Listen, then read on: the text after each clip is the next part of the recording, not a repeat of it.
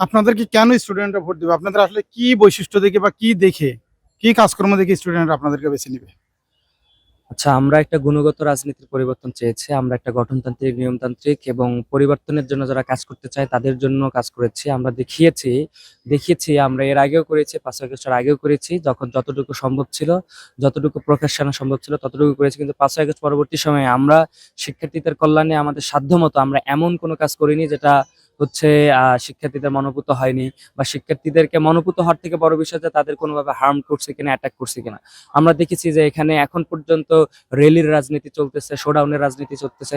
সেইখানে আমরা এই ধরনের অপকালচার থেকে বের হয়ে এসে শিক্ষার্থীদের কল্যাণমূলক কাজে পাশে থেকে হচ্ছে কাজ করার চেষ্টা করেছে। আমরা মনে করি শিক্ষার্থীরা অন্যান্য ক্যাম্পাসগুলোতে যেমন ঢাবি, রাবি, চবি, জাবিতে যেই ধরনের শিক্ষার্থীরা যেই প্রভাবটা দেখিয়েছে, যে ভূমিধস বিজয় দেখিয়েছে, আসন্ন শিক্ষার্থী সংসদ নির্বাচনে জগন্নাথ বিশ্ববিদ্যালয়ে 30শে ডিসেম্বরেই ঠিক একই ধরনের একটা প্রভাব আসবে, এবং আমরা এটা আশা করি শিক্ষার্থীরা তাদের যোগ্য ম্যান্ডেট খুঁজে নেবে এবং best of the best option হিসেবে ছাত্র শিবিরকে বেছে নেবে।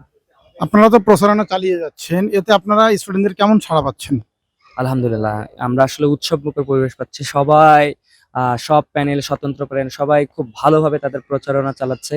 আমরাও আমাদের জায়গা থেকে সর্বোচ্চ এফোর্ট দিচ্ছি, এবং আমরা দেখেছি যে শিক্ষার্থীরা খুবই খুবই খুবই ভালোভাবে অ্যাকসেপ্ট করতেছে।